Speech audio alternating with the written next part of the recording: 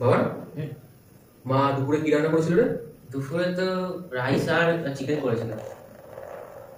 তাহলে একটু বল না, মাকে রাত্রিবেলা লুচি করতে চিকেন দিয়ে খাবো।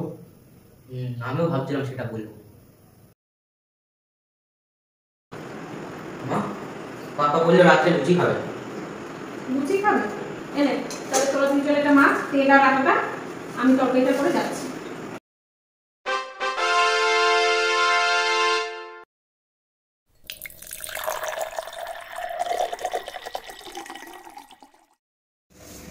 বাবা দেখো তো আমার আটা মাখার ঠিক আছে নাকি আরেকটু মাখবো?